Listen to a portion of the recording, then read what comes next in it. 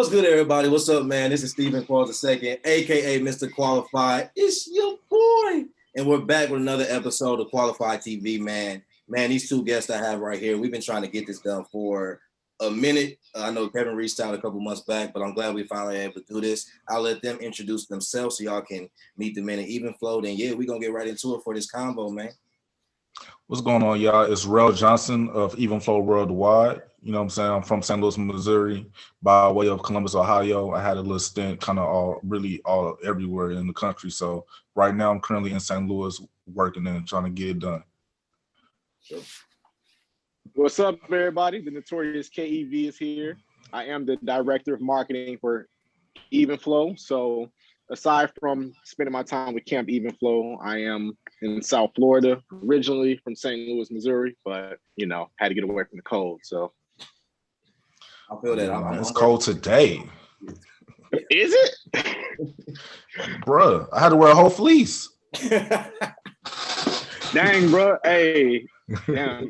You know, we don't know if it's spring or summer yet. We don't know if it's spring or summer yet here. We still trying to figure it out. They don't know. They ain't made up their mind. Hey, that's crazy. It's 91 here. I'm here in the air conditioning now. Y'all be safe. That's crazy. You know how like in Marvel they have like the little extra scene after the credits. It's still winter here. It's just the little extra winter that like just pop back up in the middle of spring. It's winter. I'm so weak. No, but yeah, man. I just started off with basically how Evenflow came about, where the idea came from, its inception, and just how it was created, basically. I got you, man. So Evenflow was an idea I had created roughly about 4 years ago, 2017. Because prior to, you know what I'm saying, when I was in college, so I graduated in college 2015, back then, I was real big into doing music videos, doing photography, and like just doing all kinds of like media. And the name of my self-media company was Control Cinema. But then, so I was moving that brand for a little minute, but you know, SZA came out with her album 2017 by the same name, same font, same graphics. Bro, just stepped on me, you know what I'm saying? I was like, and like I'm really like anti like mainstream. So it's like, man, I'm not trying to like call myself Control when she got the main market of Control, whatever. So I'm like, I'm gonna just dead the whole situation. So it was one day I was at the park running. You know what I'm saying? I used to go my little morning jogs and all that. So I'm jogging, whatever, and I see this black Porsche 911. My favorite car, by the way, like just tinted windows, black on black, everything's black. And it was a whole pack of ravens, well, a flock of ravens, just probably wasn't even the ravens. They was probably just some regular blackbirds, but for the story, I'm gonna say they was ravens. So I'm coming around the corner, whatever, running, and all the birds just like take flight around the car. You know what I'm saying? So it looked like a movie scene. And at the time, I was trying to do like, you know what I'm saying, like a whole a music video album. Pretty much how everybody do now. I was trying to do that back then, but I wasn't able to get into it. But anyway, I'm like, yo, I could do something with this, like make it into like my video album, or I could, you know what I'm saying, turn it into like a whole film series, kind of like MCU got their whole film series or whatever. So I'm like, all right. So I got done running, went back to the crib, and we just like brainstorming the whole idea. And I was just thinking about wrestling. I'm a huge wrestling fan or whatever. So I'm like, yo, Raven, you know what I'm saying? His finishing moves, Evenflow, DDT. You know what I'm saying? He got the whole gothic idea, whatever. I'm really big into like that dark gothic Edgar Allan Poe type vibe or whatever. I'm like, the name of the company could be Evenflow. So then right after that, my boss at the time, because I had this film company in Houston, my boss like, yo, we need a writer, you know what I'm saying, in the camp. You know what I'm saying? Like we just starting off as a company. It's a brand new startup company, whatever, but like you're a writer, but you probably need some more, just somebody you can bounce ideas off of. I'm like, all right, well, I got somebody I'm already kind of working with, you know what I'm saying? So I called up my boy Trey Cool, who's a rapper from St. Louis. He got some dope music, whatever. I'm like, yo, my job got a job opening for a writer. We already got scripts in the tuck or whatever. And I have this new idea, I mean, you could like build together for our film series, whatever. So I'm like, come out here. He gonna fly you out there. And so he flew him out, and he pretty much in Houston with me, and we just coming up with ideas for like his music and for the film or whatever and for the scripts.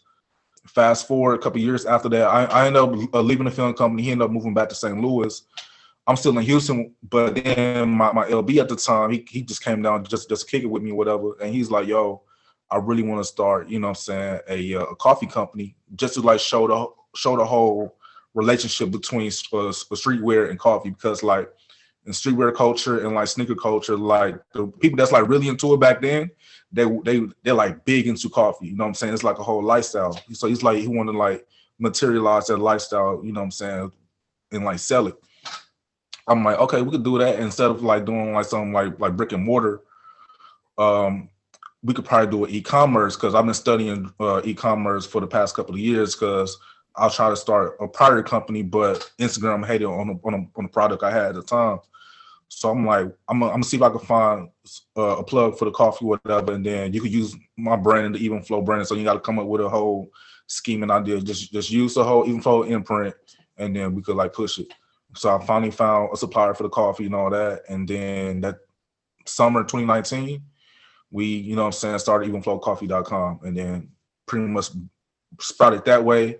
And then I realized how much I hate marketing. I hate, you know what I'm saying, publishing stuff online and like posting every day like, hey, I got this, hey. I'm like, I might as well call it, you know what I'm saying, my best friend Kevin, because like this is what he does. You know what I'm saying? He was doing that for y'all at ZA, you know what I'm saying, a whole decade prior. And like, it's somebody I trust. I've known for decades. So I'm like, yo, Kevin, you know what I'm saying, you want to do the marketing, you could have the page login information, you could do all that. Like, just take 100% control. I don't want nothing to do with it. I just want to like come up with the content, come up with the material, and just leave it at that. And you can handle the rest of that, because I ain't trying to touch it. Yeah. And that's how Kevin came aboard. That boy post some coffee, just say buy this, and then be going about his business. Like, hey. Sometimes it got to be that simple, man. We ain't got time to be trying to find creative words that make you want some coffee, man. You want this or not? You gonna buy this? Yeah, like, hey. Hey, you ain't getting this kind of coffee from nowhere else. This is straight from Bolivia. You ain't getting this from nowhere. And you know what's hilarious? Before I joined on, I literally watched this dude go to war with Starbucks. That did happen. How you go to war with Starbucks? What happened? That was hating. With them? They had some big issue in the media. I don't know if they had, was it a racist incident that they had or something like that? It was a racist incident. It was like the second one, because the first one, it was the guys with the backpacks. Right. And then they had another situation. And I'm like, yo, why we supporting Starbucks? And I'm like, bro, you have a black-owned coffee come right here, bro.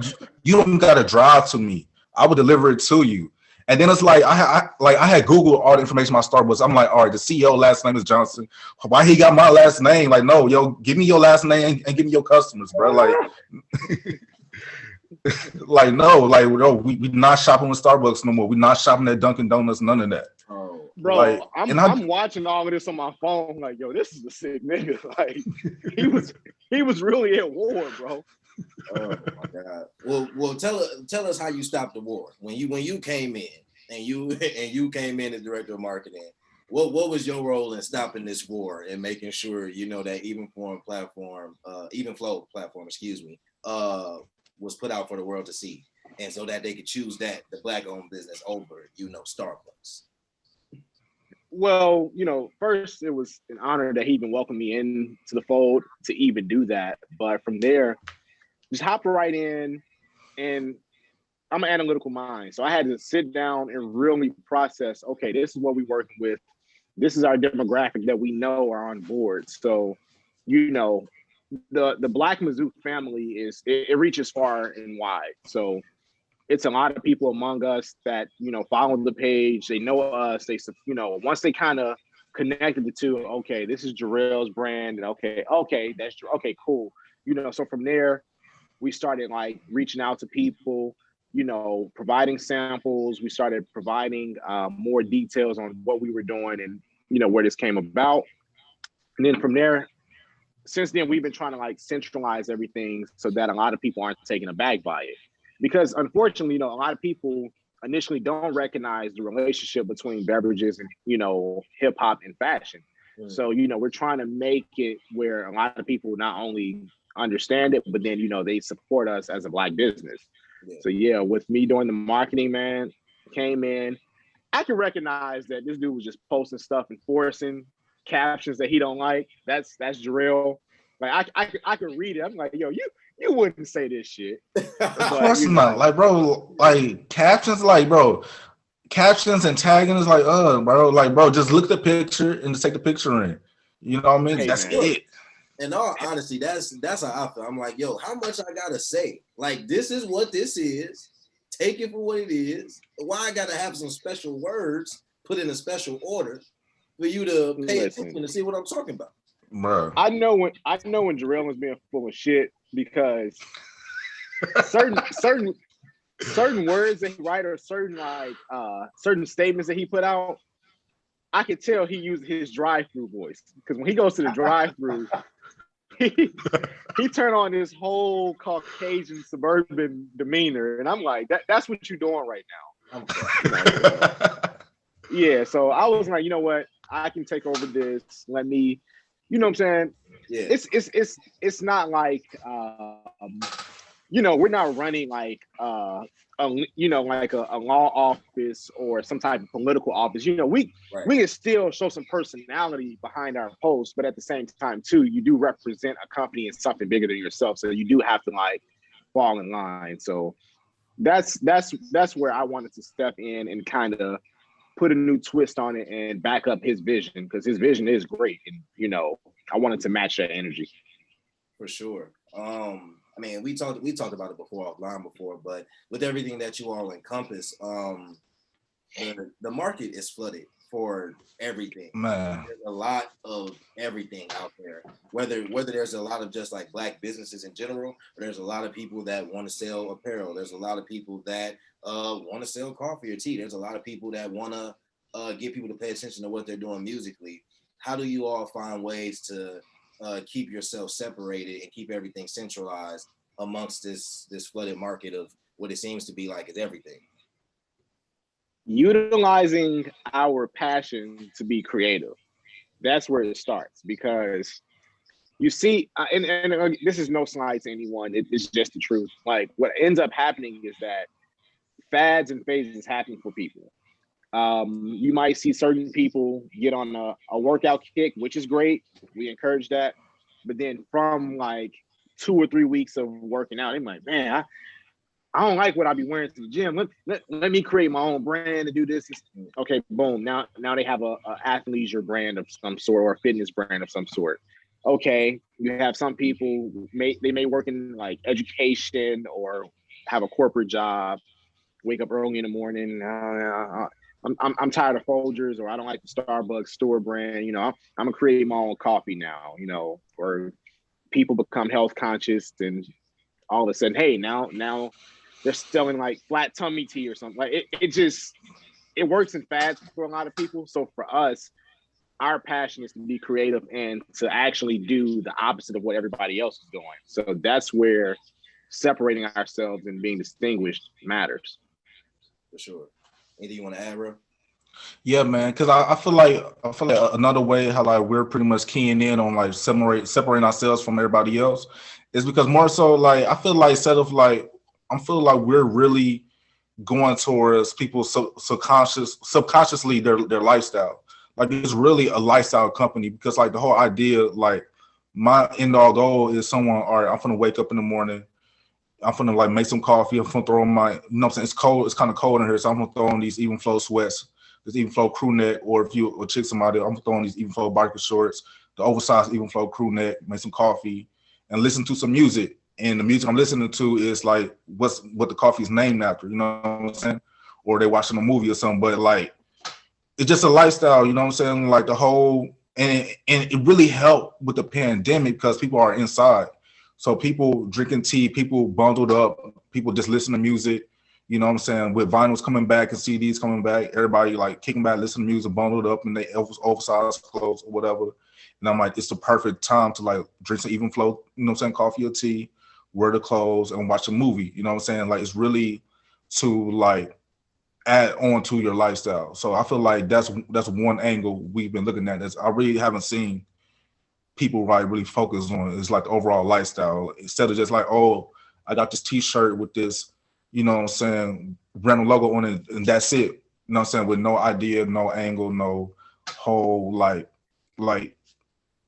product behind it. There's no Just a shirt, foundation. you know what I mean? So Right. Yeah. there's no foundation. It's like it isn't backed by anything. Like what's the point of it? You know what I mean? Our point is like just relax. That's all it is. Just relax, kick back, and enjoy your time. You know what I'm saying? And just trying to feel like, you know what I'm saying, fly.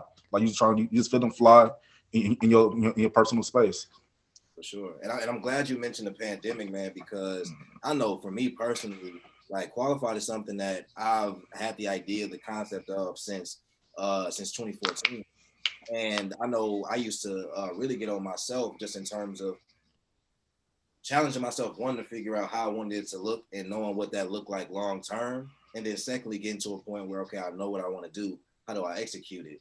And in all honesty, if it wasn't for the pandemic, I don't really know if I would have been forced or put into the situation where it was kind of like, do or die, in the sense of you got all time. You ain't got nothing but time.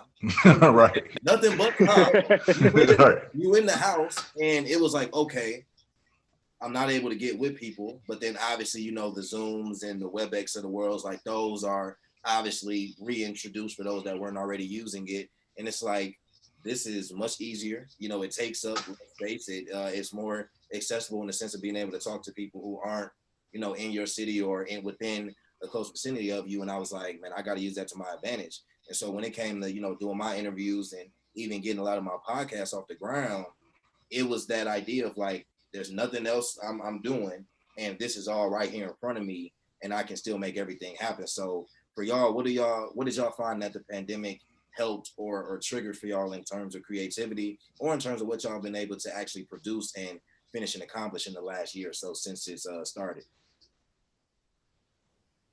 You go ahead. I know once I got into the marketing aspect of the company, I realized the pandemic just sent us all back to our phones and computers and whatnot. I mean, I know people hate getting the notification, but everybody's screen time just shot up with the pandemic. Like, I mean, you ain't have nothing else to do. I mean, thanks. Let's be real, because even if you're watching movies and stuff, you're still on your phone.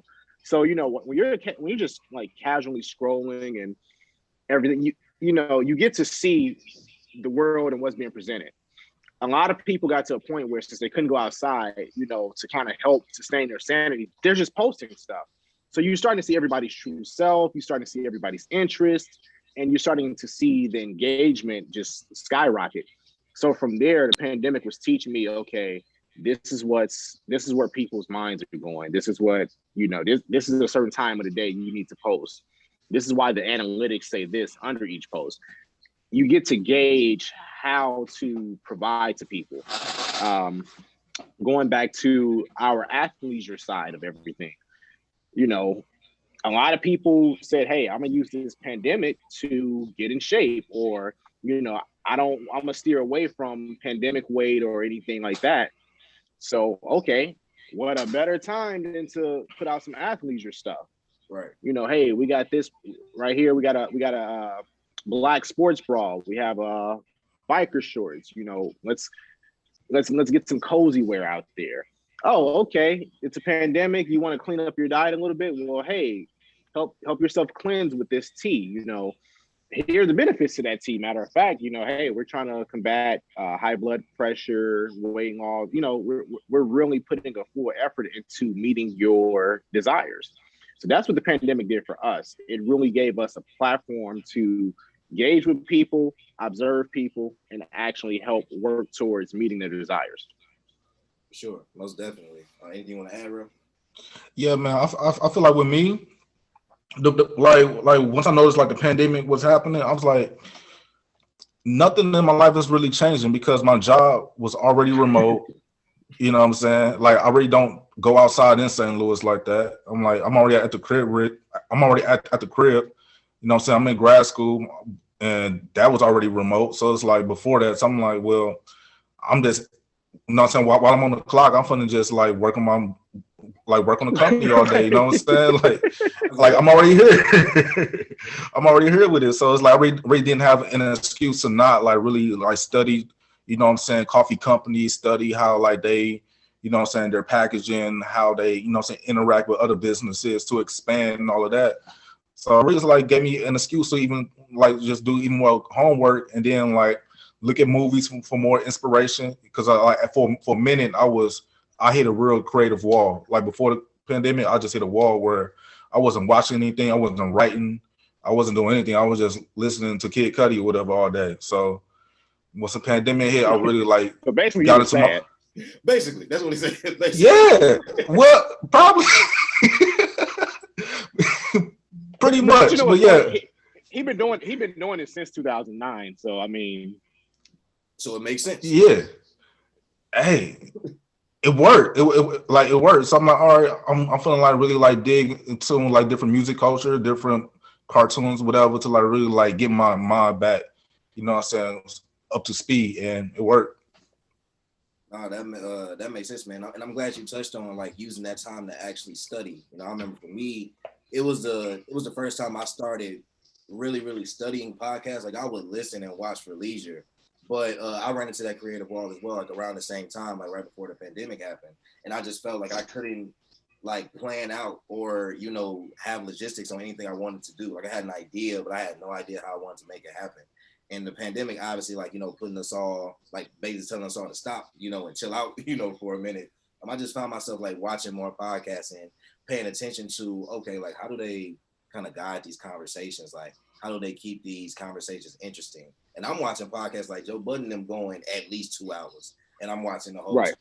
All the Smoke, they got to a point where they was hitting an hour and a half. So I'm like, how are they keeping these conversations interesting past just the person that they're talking to? And I was just like, how can I keep a conversation going and keep, trying to find the story or keep trying to make it to where I'm finding points or making somebody talk about things that people wouldn't actually know just from following them or just from knowing who they are, on social media. So I completely understand that. I know something I learned with even just starting and taking, the first step really like with my business and treating it like a business was understanding all the adjustments that came with that marketing and business side of things. See, I'm very much like real, like I only like the gram for my pictures, to be honest, y'all. I'm really selfish. All I want to do is post my pictures on Instagram. And that's really all I want to do. So when you say, yo, you got to post at a specific time, you got to go comment and share so people to see it. It's like, I feel you, but I don't. Like, I get it. It makes I don't want to do that. I don't want to do Bro, that. Like, it's man, and just it's a lot. But you get to see how IG really peels some layers back once you start marketing, because like it's sick, really. a lot of the hashtags, a lot of the spam DMs, a lot of the random comments saying, "Hey, paid promotion, $18." Yeah, it's so much that come with it. And then when you have a product that you want people to buy into, like you're really trying to gauge into, not only how many people buy into it, but who they are. Yeah, right. So it's just so much. It is tiring, I'll give you that, but I kind of enjoy it to a certain degree. I mean, you have people that do, but that's also extremely important. Why you have a team, because I'm like, man, listen, I'm gonna put this out here. Whoever watch it, cool. You feel me? And for a long time, I was in that mindset though. For a long time, I was very much. I understood that like what qualified is niche in the sense of it's not trendy. It's not solely going to be about what's happening right now. If you want to take something away from it, you're going to want to understand why I created it. You're going to want to understand the story of who I'm talking to. And I guess it's very personal. And I guess the first thing I did was accept that. I didn't come in thinking that everybody's going to be a fan of everything. And it doesn't mean people won't support, but I don't honestly expect everybody to, come in and watch 45 minutes of me, really, having an in-depth conversation with somebody. Not because they don't necessarily want to hear it, but that's also time you got to sit down and be paying attention. Maybe you don't really know the person, so you're not that interested. And I chalk all that up to the game. Like it's not about everybody paying attention to everything, but a large part of the game. What's up? You know what I love about Qualified? What platform? Please let me know. It's very authentic and it's very personal. Because do you remember? I'm gonna say it's about what 3, 4, maybe 5 years ago. You remember that phase where everybody thought they were YouTube bloggers? So you saw like a new show popping up like every other week, and it's like, all right, you got one episode down, so how you gonna sustain it? And then they run out of gas.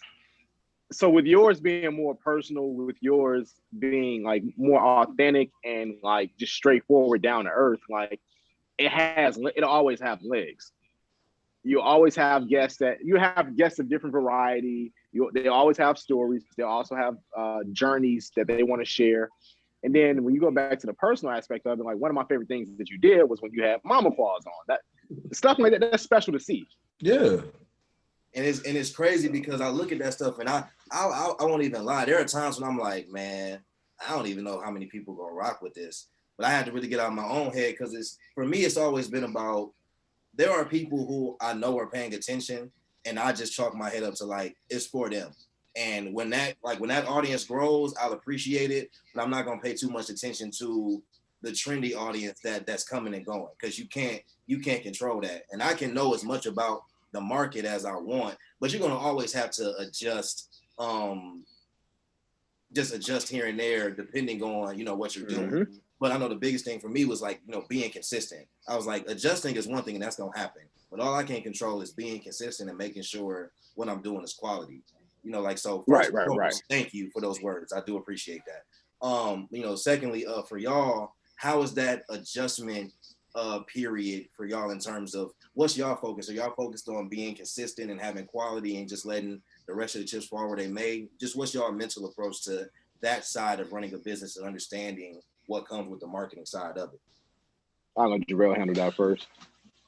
Personally, with me, I just want to the show consistency. You know what I'm saying? And I want people to notice like, okay, they're actually focused. You know what I'm saying? And they're actually passionate about this.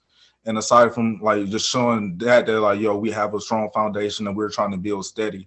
You know what I'm saying? I don't think we're trying to like jump 3 steps ahead or jump 10 steps ahead before, we actually, put in the actual work.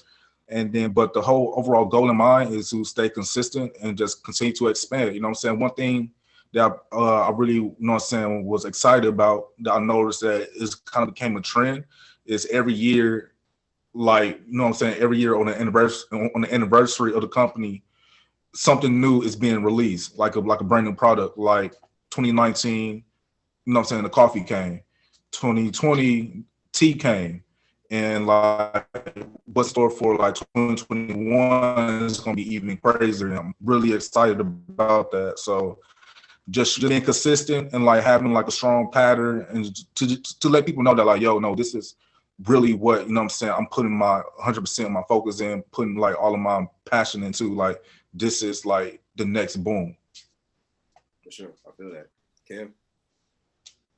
I think for me, man, I want to stay distinguishable. Part of Jarrell's genius was coming up with such a like dope like logo, because for me, with it already being a flooded market, we don't want our stuff to just blend in as, oh, just another product, or okay, you can like for example, if we're talking about like athleisure sets, like the base concept of a lot of like sports bras, biker shorts, or even tees or anything are pretty much similar, but it's the imagery and it's the decoration of them that makes them stand apart.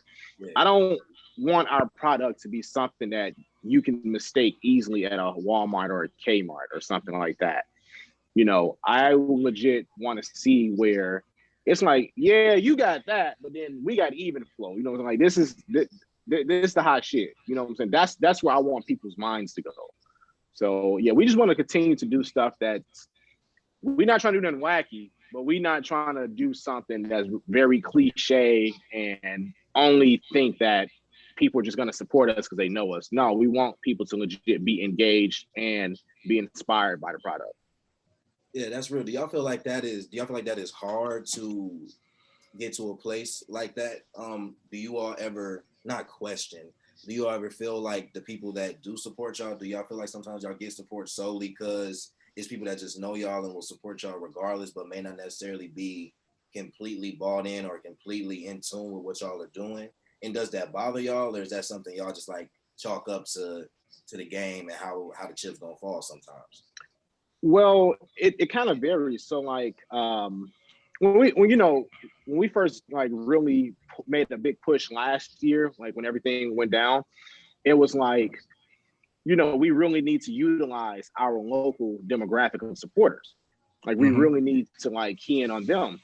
And the beauty in it is that with certain people that we know personally buying our products, they gave us good reviews for it. Like they just weren't telling us, hey, this is really nice, on a friendly tip. They was like, yo, like, nah, for real, like this is good quality, or like, damn, this coffee hidden. Like, people legit are including coffee and tea of ours in their regular schedules. So from there, it's gonna grow. Like it's hard, but it's not impossible to get to that level we want to get to. And that's what we keep ourselves reminded of. Like, we know it's not just going to be like a TV sensation overnight or something like that. No, it's going to get there. We just have to do the work, and we just have to stay true to who's with us and who's going to put us on. For sure. Yeah, man, because with me, like, I feel like if I didn't find it challenging, then I'll be done with it. Like I would have been done with it like years ago. If I like, this is too easy, or I didn't get anything fulfilled. I think the fact that it is like kind of challenging to like, okay, let's make something that's like something that's really engaging to make people want to like reach out, or let's try to like reach some people that like who we known years ago, but they wouldn't have any conversation with us, whatever. Like, to make them like, yo, this product is really dope. You know what I'm saying? This like, yo, I really like your quality, whatever. Like, or I really, you know what I'm saying, appreciate how like you putting your passion into it, or whatever. If we can reach those people or just reach strangers and make them like really engage with it, then that's like something that really like really keeps me going. And I really find that like initially it's challenging because you're forced to step out of your comfort zone. You're forced to step out of like your shell, whatever, to make something happen. Because if you don't make it happen, then the company's gonna go belly up and you're over with. Yeah. So right, I actually enjoy the whole sport of it. Yeah, no, that's something I kind of had to put myself into, is like getting in love, even if it's not so much in love with the marketing side of it, just in love with getting better and knowing that that's a part of it. It doesn't mean I have to throw myself into it wholeheartedly, but understanding it enough to know how much of a role it plays in trying to get to that level is crucial, because there's just certain things you can't be naive about, and like certain things you have to be realistic about. And one of those things is, if you're gonna do it in this day and age, you're gonna have to understand that market, that social media market, because that's how you are selling a lot of things. I have no idea where he just went, but I'm sure he probably pop back on in a minute. Yeah, I'm sure. Yeah. But no, I mean, that's great. But it's crazy. Like I definitely understand and feel where you're coming from, though, because it's tough, and I feel like it's a thing where I think when people just don't have it, and I think a lot of people mistake not having a connection or not having the desire to know that side of things as not wanting to get with the times, or as not caring about, your business profiting. But I never saw it that way. I just saw it as you have people that are more in that realm than me. And as a owner, or as somebody who has founded something, it's just about putting people, in that place. Because the one, you can't do everything yourself anyway. And then two, it's also about knowing your strengths versus your weaknesses, or if not weaknesses, just things that somebody can do better at, and then just making it easier on the team in general. So, I just think this is really important. And also it's amazing that y'all both understand that, but also working together, as best friends and doing business. Talk about that, man, because as we know, that doesn't always work for everybody. And sometimes it presents challenges for people that sometimes they can't get over. I don't see that happening for y'all, just with y'all saying how long y'all been close and everything, but speak to actually doing business with friends and what that experience has been like for y'all too. I mean, not to toot our own horn, but for us, it's easy. Like with we call it the power circle. Like with our power circle of friends, man, like it's very authentic, and we know we could all be real with one another. With me and Jarrell in particular, you know, we've known each other since we were 4 and 5 years old. Like, that's a long time. You know what I'm saying? Like, for a lot of people that are friends that are in business together, a lot of times their friendship is still remotely fresh. It's not necessarily like storied. Like with ours, we legit go back to like a time of kindergarten. You know what I'm saying? So there are moments where he knows what makes me tick. I know what makes him tick, but at the same time, we know how to read one another.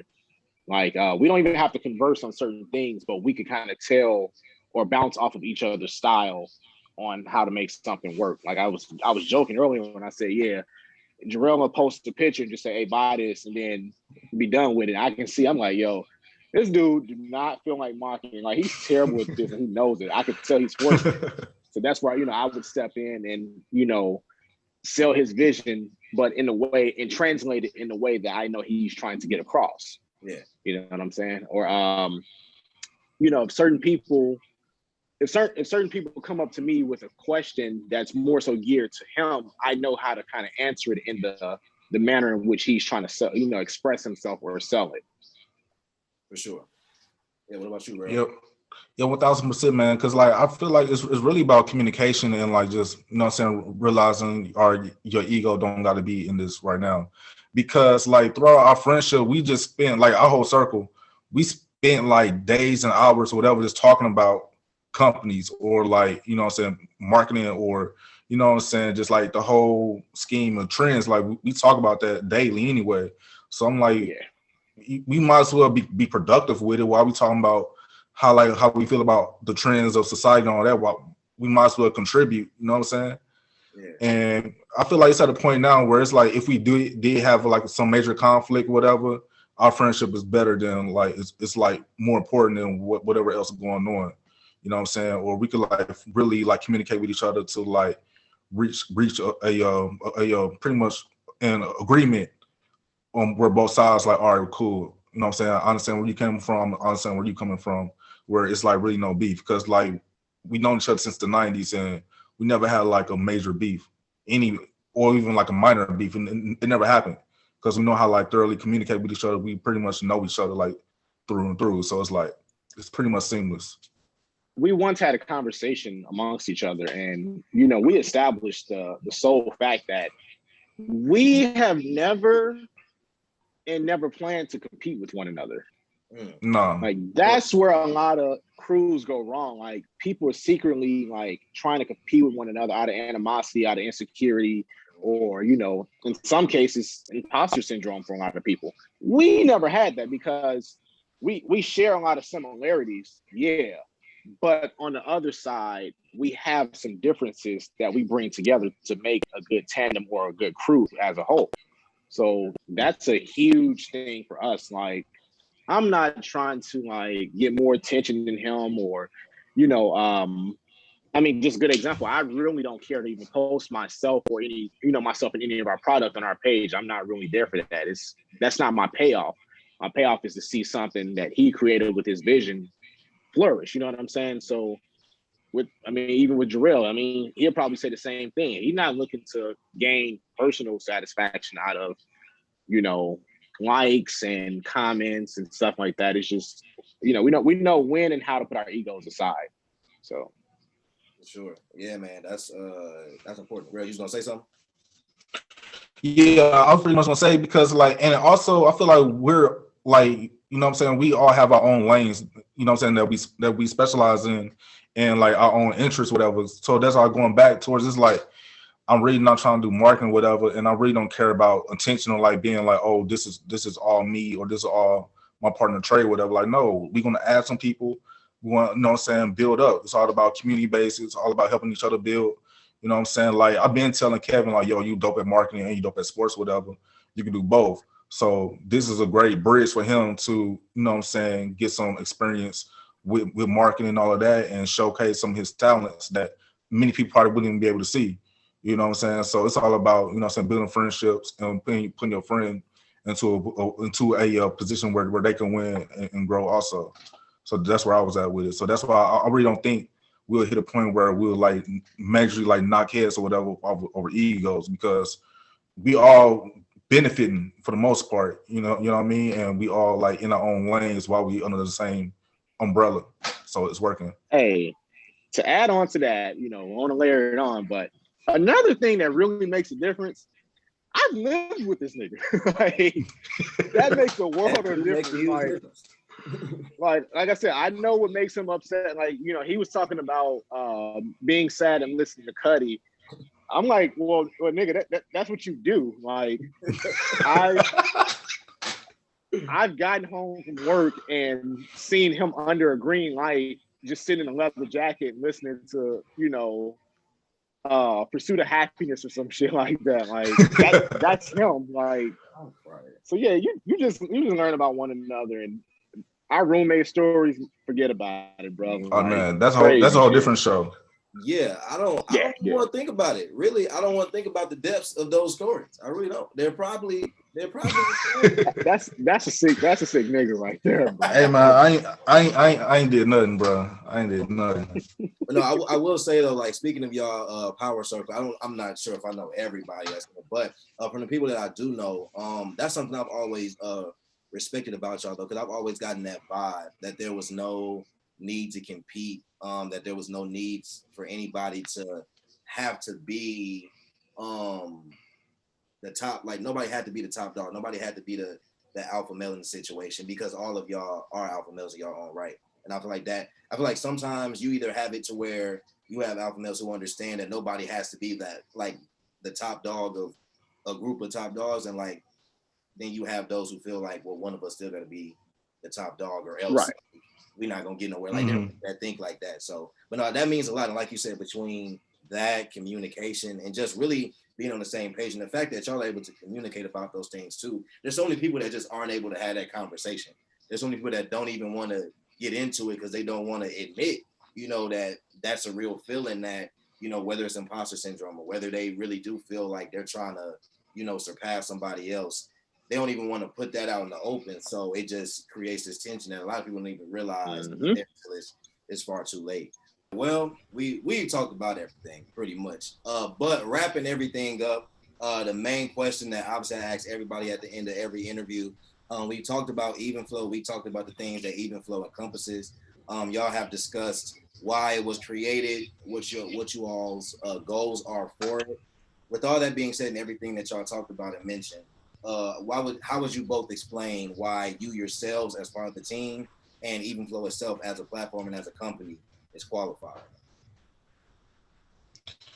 Man, we're qualified, man. Evenflow Worldwide is qualified because we pretty much taking everything from the bottom and just putting our all into it. You know what I'm saying? Everything is 100% organic, authentic. You know what I'm saying? We is doing this just for like, oh, this is just a quick hobby, a quick fad. This is like really, you know what I'm saying? We taking like key things we really cherish in our personal lifestyles and trying to present it, you know what I'm saying, to people and like help build their lifestyles. You know what I'm saying? To like help, you know what I'm saying, they you know what I'm saying, they want to get their day started right, being healthy, or, you know what I'm saying, need some caffeine in the morning, or you need some clothes or whatever. We're just trying to help you out, or just show you that like, yo, I could listen to music this way, or I could watch movies this way, because like the overall goal for Evenflow is to get into film and like actually have like actual production, so it could be like a whole package you take home with you. So that's why we're qualified. Sure. Yeah, to add to that, man, we're also an anomaly amongst the rest of our peers and, associates. Between the tandem that me and him have, between the working relationship we have with the rest of our crew, and amongst a lot of our circle, man, like, we're all rare. We have something that it can't be explained verbally, but you know it when you see it. And we try to project that through our product as well. That's what makes us qualified. It's that, one, we're authentic, we're creative, and we're just genuine to those who support us and will support us in the future. So those qualifications is what make us, in another tier than what a lot of other companies similar or opposite of us are.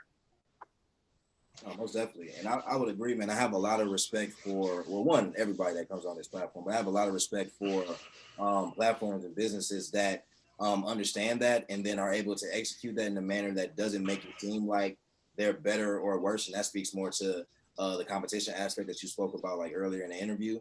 But it's not competition. It's more so that understanding that we're different. And it's something that you can just tell when you see it. And it's not something that even is about whether it can be. It doesn't have to be, you know. And I think that once you know have that mentality, and when you can exude that mentality without coming off as cocky, I think that's when you really hit a sweet spot of knowing how to navigate and knowing how to just appreciate and understand what comes to you. So man, I'm happy. I'm happy to see the growth in y'all boys, man. I'm happy to now have a full understanding and be a loyal fan and supporter and customer. I'm definitely getting more merch. I almost wore my crew neck. I had to wash it though. But anyway, it's all good. All good. But yeah, man, I definitely still rocking, and man, I can't appreciate y'all enough, or I can't thank y'all enough, rather, for taking the time to just come talk to me for a little bit. Yeah, hope the questions weren't too crazy. Hope we got everything out that y'all wanted to talk about, man. And yeah, Man, I appreciate you. Glad we got it done, man. Thank you to everybody for watching. Make sure y'all go follow Evenflow, go follow, support, buy. Man, everything is authentic. Everything they're doing is amazing. And they only just getting started, as you can tell. So do that. Oh, man. With the guys, man, follow them separately to see what they're doing. And yeah, until the next interview, I'll catch y'all next week. Peace.